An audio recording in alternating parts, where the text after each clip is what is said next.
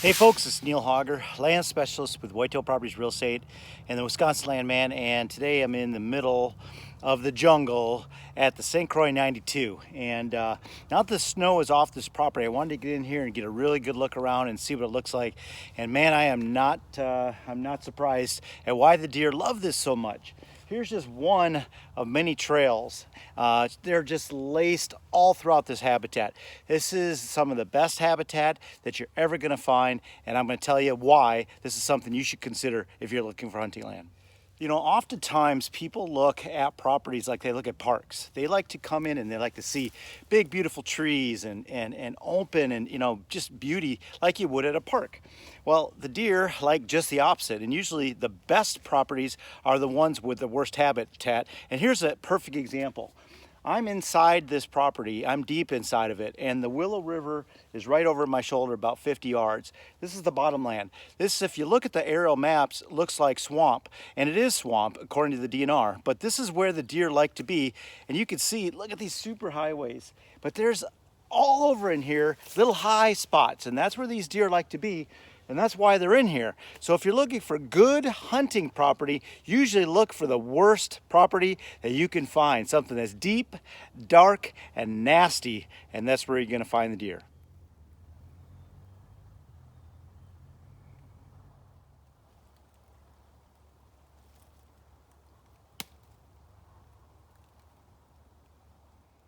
You know, if you look at the aerial pictures, you think this entire property looks like this, wet and nasty. But if you look just over there, you see this little rise, and all throughout this bottomland, that's what you see. These little humps support bedding spots for the deer. Bucks and does come in here for security and sanctuary because nobody else wants to come in here. It's nasty.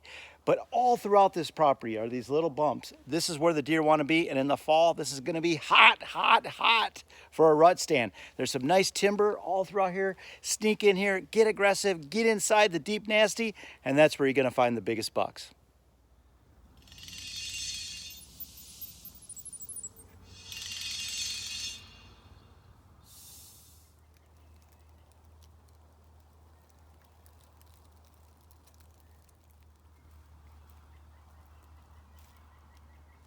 On small properties, you got to hunt these properties smart.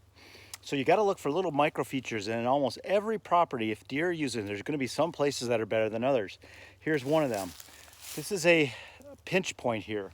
There's a ridge up top that's dry. Trails are coming down, and they're heading down into the swamp. Right over my shoulder is the open field that could be a food plot, and right here is a nasty swamp. And just as I expected, there's a rub line going right along that trail back into the timber.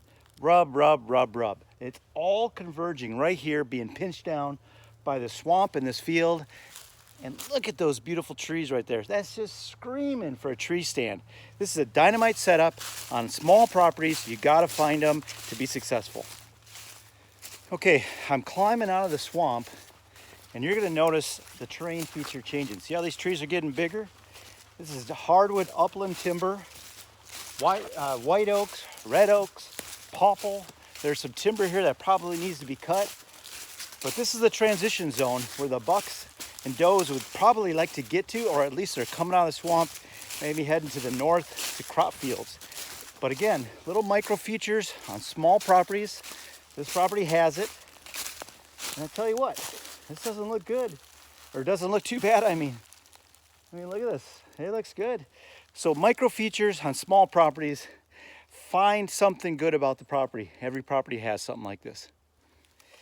Now, if you only looked at my pictures on this listing, they're all done in the winter, and you wouldn't realize any of this was here. And I've actually had a buyer that really didn't see the potential of this property. Now, granted, this is only 40 acres, and a lot of it is taken up by wetland, but that's where the deer want to be. On small properties, it's my opinion, you want to lean more towards holding cover than beautiful cover, such as hardwood timber or even fields. The wet stuff is where the deer want to be, and if you want to hold them on your small parcel, you got to have them. Imagine the guy that made this. And then you leave the timber, and look at this. Perfect spot for a food plot. You can't see it from the road. Nice little berm here, little secluded area on the north end of this property. I tell you what, this property has it all, folks. From the aerial views that I took this winter, you'd think it was all wet and nasty, but it's not. It's got a lot going for it, and it's something you should really take into account and come out and re-look at this property if you've been looking at it on my website.